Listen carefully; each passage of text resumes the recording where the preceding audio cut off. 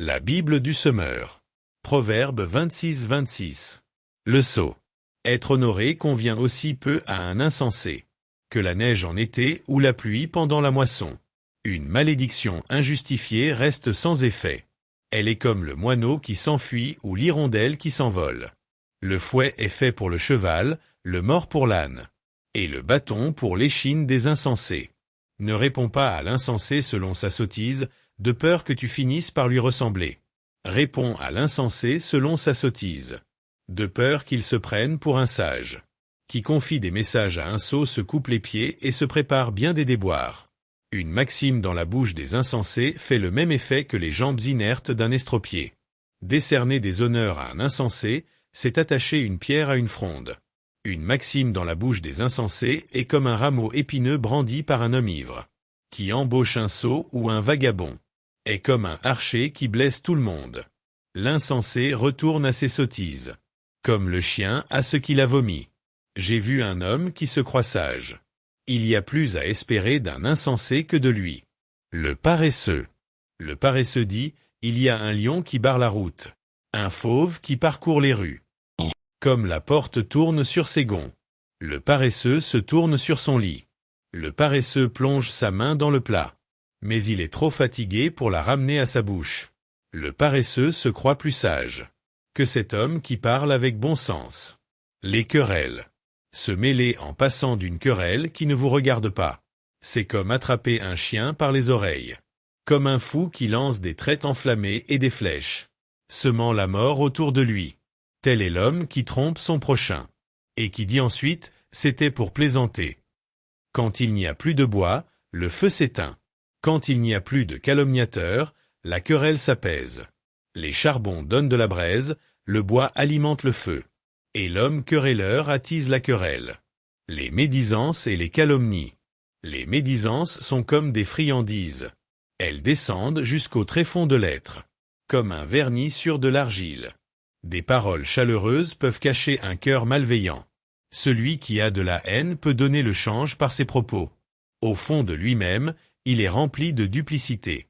S'il tient des propos bienveillants, ne te fie pas à lui, car son cœur est plein de pensées abominables. Il a beau déguiser sa haine sous des apparences trompeuses. Sa méchanceté finira par apparaître aux yeux de tous. Qui creuse une fosse y tombera lui-même. Et la pierre revient sur celui qui la roule. Celui qui raconte des mensonges est ceux qu'il blesse.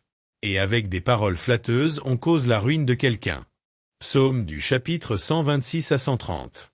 Psalm 126. Semaille et moisson. Cantique pour la route vers la demeure de l'Éternel. Quand l'Éternel a ramené les captifs de Sion, nous étions comme dans un rêve. Alors nous ne cessions de rire et de pousser des cris de joie. Alors on disait chez les autres peuples, « Oh, l'Éternel a fait pour eux de grandes choses. » Oui, l'Éternel a fait pour nous de grandes choses. Nous sommes dans la joie. Viens changer notre sort, ô Éternel, comme quand l'eau coule à nouveau dans les lits des rivières du Néguév. Qui sème dans les larmes moissonnera avec des cris de joie. Qui s'en va en pleurant alors qu'il porte sa semence reviendra en poussant des cris de joie alors qu'il portera ses gerbes. Psaume chapitre 127. De qui tout dépend. Cantique pour la route vers la demeure de l'Éternel. De Salomon. Si l'Éternel ne bâtit la maison, en vain les bâtisseurs travaillent. Si l'Éternel ne garde pas la ville, en vain la sentinelle veille. Oui, il est vain de vous lever très tôt et de vous coucher tard, et de vous donner tant de peine pour gagner votre pain. Car Dieu en donne autant à ceux qui lui sont chers pendant qu'ils dorment. Défile, voilà le patrimoine que donne l'Éternel. Oui, des enfants sont une récompense. Ils sont pareils aux flèches dans la main d'un guerrier. Les fils de la jeunesse, eux. Heureux est l'homme dont le carquois en est rempli. Il ne connaîtra pas la honte lorsqu'il entrera en contestation avec son adversaire aux portes de la ville. Psaume chapitre 128. Que l'Éternel te bénisse. Cantique pour la route vers la demeure de l'Éternel. Heureux es-tu, toi qui crains l'Éternel, et qui suis les chemins qu'il a tracés. Tu tireras profit du travail de tes mains. Tout ira bien pour toi et tu seras heureux. Dans ton foyer, ta femme, sera comme une vigne chargée de nombreux fruits. Et, autour de ta table, tes fils seront tels des plants d'olivier. C'est ainsi que sera béni un homme qui craint l'Éternel. Oui, l'Éternel te bénira depuis le mont Sion, et tu contempleras le bonheur de Jérusalem tous les jours de ta vie. Si tu verras les enfants de tes enfants, que la paix soit sur Israël. Psaume chapitre 129. Affligé mais non abattu. Cantique pour la route vers la demeure de l'Éternel. Depuis ma jeunesse, on m'a souvent combattu. Qu'Israël le dise. Depuis ma jeunesse, on m'a souvent combattu, mais on n'a pas pu l'emporter sur moi. On a labouré mon dos. On y a tracé de très longs sillons. L'Éternel est juste, et il a brisé les liens imposés par les méchants. Qu'ils soient dans la honte et qu'ils battent en retraite. Tous ceux qui ont de la haine pour Sion.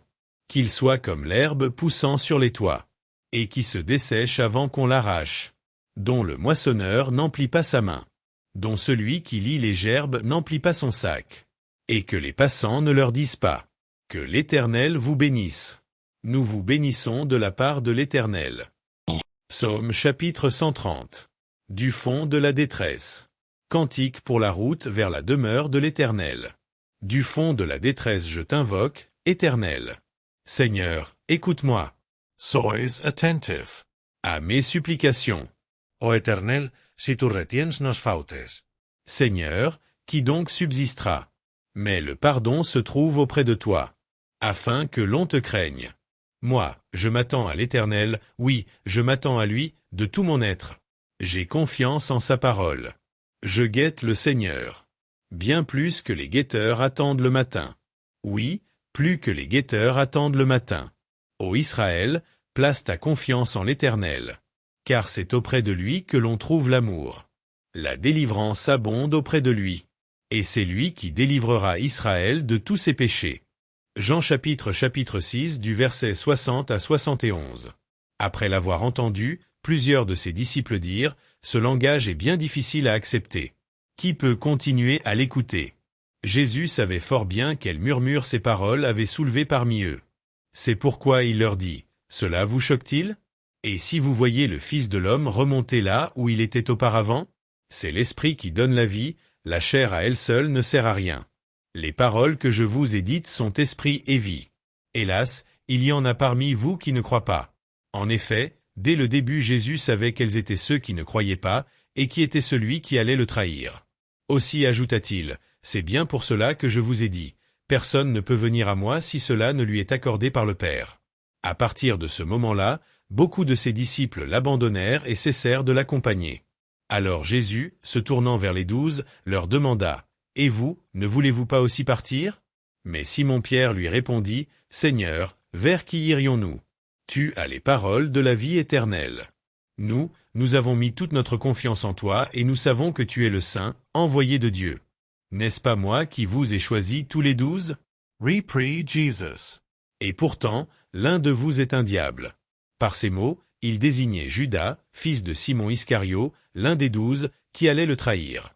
Première des Chroniques, chapitres 25 et 26. Les groupes de chanteurs. David, assisté des chefs du corps des fonctionnaires du culte, détacha certains descendants d'Asaph, d'Héman et de Yédoutoun qui prophétisaient en s'accompagnant de lyres, de luth et de cymbales. Voici la liste de ceux qui furent affectés à ce service. Pour Asaph, les fils d'Asaph, Accour, Joseph, Néthania et Azarééla étaient sous la direction de leur père, qui chantaient sous la direction du roi des cantiques inspirés. Pour Yédoutoun, les 6 fils de Yédoutoun, Guédalia, Tseri, Ésaïe, Chiméi, Achabia et Matissia étaient sous la direction de leur père, qui prophétisaient par le chant en s'accompagnant de la lyre, pour célébrer et louer l'Éternel. Pour Héman, les fils d'Héman, Boukia, Matania, Ouziel, Chebouel, Yérimoth, Anania, Anani, Eliata, Guidalti, Romantiézer, Yoshbekasha, Maloti, Otir, Maazioth. Tous ceux-là étaient les fils d'Héman, le prophète du roi, qui recevait des paroles de Dieu pour exalter sa puissance. Outre ses 14 fils, Dieu avait donné 3 filles à Héman. Ils chantaient tous sous la direction de leur père dans le temple de l'Éternel en s'accompagnant des cymbales, des luths et des lyres, et accomplissaient ainsi leur service pour le temple. Asaph, Yédoutoun et Héman étaient sous la direction du roi. Le nombre des Lévites formés et passés maîtres dans l'art de louer l'Éternel par le chant était de 288. Leur ordre de service fut déterminé par tirage au sort, sans faire de différence entre ceux de rang élevé et ceux de rang peu important, ou entre maître et disciple. Le premier sort échut pour Asaph à Joseph, de la famille d'Asaph. Ensuite, dans l'ordre résultant du tirage au sort, voici la liste des chefs de groupe, chaque groupe comprenant 12 hommes, soit le chef, ses fils et des hommes de sa parenté. Le deuxième sort échut à Guédalia. Puis vinrent Zakour, Yitzri, Netania, Boukia, Yezaréela, Ésaïe, Matania, Shimei, Azaréel, Achabia, Shubaël, Matissia, Yérémoth, Anania, Yoshbekasha, Anani, Maloti, Eliata, Otir, Guidalti, Maasioth, Romantiezer. Les groupes de portiers du temple. Voici quelle était la répartition des portiers en classes. Pour les Coréites, Mésélémia, descendant de Corée, de la famille d'Asaph. Il avait pour fils Zacharie, l'aîné, Yédiaël, le deuxième, Zébadia, le troisième, Yatniel, le quatrième, Élam, le cinquième, Yohanan, le sixième, et Élioénaï, le septième.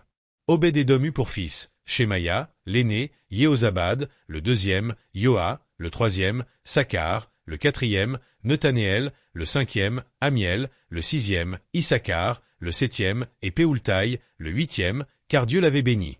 Son fils Shemaïa eut des fils qui jouissaient d'une grande autorité dans leur groupe familial, car c'étaient des hommes de valeur. Ce furent Totni, Rephaël, Obed, Elzabad, et surtout leurs frères Eliou et Sémakia qui furent particulièrement capables. Tels étaient les descendants d'Obed-Édom. Eux, leurs fils et les hommes de leur parenté, au nombre de 62, étaient des personnes de valeur, accomplissant leur travail avec énergie. Pour Mésélémia, il y eut ses fils et les hommes de sa parenté, hommes de valeur, au nombre de 18. Osa, des descendants de Merari, eut des fils. Shimri en était le chef car, bien qu'il ne fût pas l'aîné, son père l'avait établi chef. Puis Hilkia, le deuxième, Thébalia, le troisième, Zacharie, le quatrième. Les fils et les hommes de la parenté de Osa étaient en tout 13. Pour toutes ces classes de portiers, les chefs comme les autres, accomplissaient leur service dans le temple de l'Éternel. Ils tirèrent au sort, pour la responsabilité de chaque porte, entre les différents groupes familiaux, sans faire de différence entre ceux de rang élevé et ceux de rang peu important. Le sort attribua à Shélémia la garde de la porte orientale.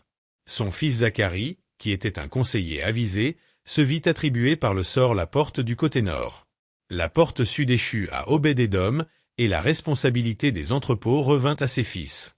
Choupim et Osa reçurent la responsabilité du côté ouest, avec la porte Chaléquette donnant sur la route qui montait. Les services étaient répartis, selon leur importance, de la manière suivante. À la porte orientale, 6 lévites par jour, au nord, 4 par jour, au sud, 4 par jour, et 2 groupes de 2 aux entrepôts. Du côté des dépendances à l'ouest, 4 hommes gardaient l'entrée vers la route et 2 vers les dépendances. Ce sont là les classes des portiers recrutés parmi les descendants de Corée et de Merari.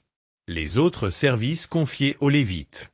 D'autres Lévites, tels Aïa, étaient préposés au trésor du temple et au trésor des objets sacrés. C'étaient les descendants de l'Adam de la famille des Gershonites, chefs de leur groupe familial respectif. Ils comprenaient Yeyéli et ses fils, Zétham et son frère Joël. Ils avaient la responsabilité des trésors du temple de l'Éternel. Pour les Amramites, les Itzarites, les Hébronites et les Ouziélites, c'était Shebuel, descendant de Gershom, fils de Moïse, qui était le responsable en chef des trésors. Et ses parents issus d'Éliésée étaient, en ligne descendante, Rehabia, Ésaïe, Yoram, Ikri et Shélomite, qui fut préposé avec les hommes de sa parenté au trésor des choses sacrées, celles qu'avait consacrées le roi David, les chefs de groupe familial, les chefs des milliers et des centaines, et les chefs de l'armée. Ceux-ci avaient en effet consacré une part du butin des guerres à l'édification du temple de l'Éternel. Shélomite et les membres de sa parenté avaient aussi la responsabilité de tout ce qui avait été consacré par Samuel, le prophète, par Saul, fils de Kish, par Abner, fils de Ner, par Joab, fils de Tserouïa, et de toute autre chose consacrée.